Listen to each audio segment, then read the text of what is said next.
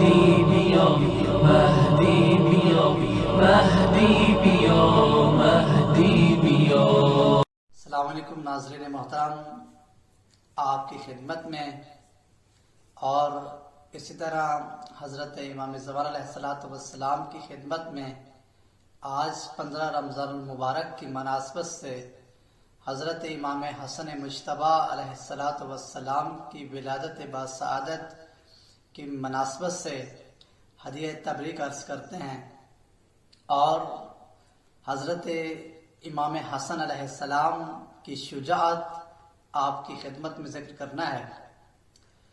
حضرت امام حسن مجتبیٰ علیہ السلام ارشاد فرماتے ہیں، الشجاعت موافقت الاقران والصبر عند الطعان۔ آپ نے فرمایا کہ میدان جنگ میں استقامت دکھانا، ثابت قدمی دکھانا اور ناخوشگوار حالات اور معاملات میں دلیری کا نام شجاعت ہے۔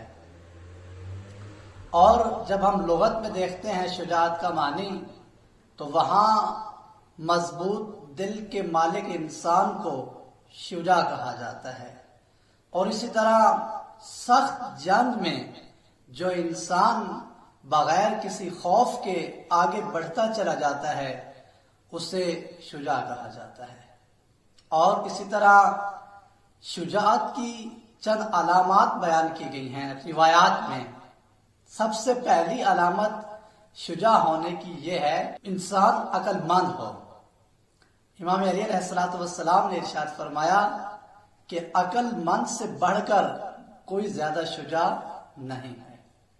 اور اسی طرح دوسری علامت دور اندیش ہونا، یعنی جو شجاع انسان ہے وہ مستقبل کی فکر بھی رکھتا ہے۔ جو شجاع انسان ہے وہ درست فیصلہ کرتا ہے مختلف معاملات میں۔ اور اسی طرح تیسری علامت کہ وہ عزت نفس کا خیال کرتا ہے۔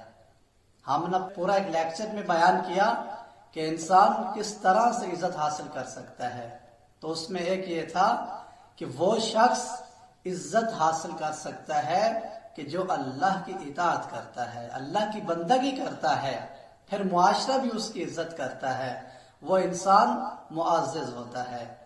تو حضرت امام حسن مجتبیٰ علیہ السلام ہمیشہ اللہ کی بندگی میں اس حد تک آگے تھے کہ جب وضو کرتے تھے تو آپ کا رنگ اللہ کی خوف کی وجہ سے سرخ ہو جاتا تھا، اور جب مسجد میں آتے تھے، جب نماز کے لیے کھڑے ہوتے تھے تو آپ اللہ کے خوف سے گڑ گڑا کر رو رہے ہوتے تھے۔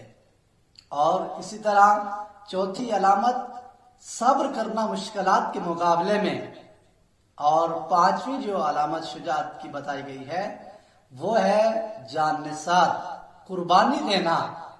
اور روایات میں ملتا ہے کہ امام حسن مجتبیٰ علیہ السلام نے اپنا پورا سامان، اپنا پورا مال 3 مرتبہ اللہ کے راستے میں خرچ کر دیا۔ اور اسی طرح امام جعفر صادق علیہ السلام ایک روایت بیان کرتے ہیں، وہ فرماتے ہیں کہ 3 لوگوں کو 3 جگہوں پر پہچانا جا سکتا ہے۔ سب سے پہلے بردبار، جو نرم طبیعت کا مالک ہے، اس کو غصے کے وقت پہچانا جا سکتا ہے۔ جب اس کو غصہ آتا ہے تو دیکھیں گے کہ وہ کس حد تک اپنے غصے پر کنٹرول کرتا ہے۔ اور کہا کہ شجاع کو میدان جنگ میں پہچانیں گے، فقط جو باتیں کرتا ہے بہادری کی، دلیری کی، وہ اس کی شجاعت کی علامت نہیں ہے، بلکہ میدان جنگ میں اگر وہ لڑتے ہوئے دشمن کا سینہ چیرتے ہوئے آگے بڑھتا ہے تو اسے شجاع کہیں گے۔ اور اسی طرح کہا کہ اپنے بھائی کو ضرورت کے وقت پہچانا جائے گا۔ جب کسی شخص کو اپنے بھائی کی ضرورت ہے مشکلات میں، اگر وہ اس کی مدد کرتا ہے تو وہ حقیقی معنوں میں اس کا بھائی ہے۔ اور یہ جتنی بھی علامات بیان کی گئی ہیں روایات میں، اور اسی طرح جو حضرت امام جعفر صادق علیہ السلام نے بھی ارشاد فرمایا، یہ ساری علامات امام حسن مجتبی علیہ السلام میں موجود پائی جاتی ہیں، اور تاریخ نے امام حسن علیہ السلام کو شجاع اور بہادر لکھا ہے۔ جنگ جمل میں امام حسن مجتبی علیہ السلام امام میں علی کے جو بڑے بڑے شجاع صحابی تھے ان سے بھی بڑھ کر امام نے جنگ کی، اور جنگ جمل سے پہلے امام علی علیہ السلام کے حکم سے کوفہ میں گئے عمار یاسر وغیرہ کے ساتھ، اور وہاں کی جو کوفہ کی اس وقت فضا تھی، جو حالت تھی، وہ اس طرح سے تھی کہ وہ اہل بیت کے موافق نہیں تھی۔ لوگ وہاں اہل بیت کا ساتھ نہیں دے رہے تھے۔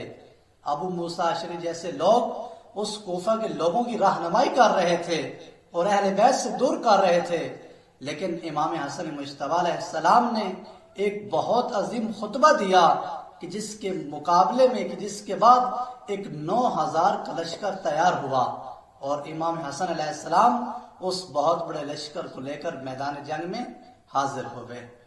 اور اسی طرح جنگ صفین میں بھی ملتا ہے کہ امام حسن علیہ السلام نے بہت زیادہ بہادری اور شجاعت کے ساتھ جنگ لڑی۔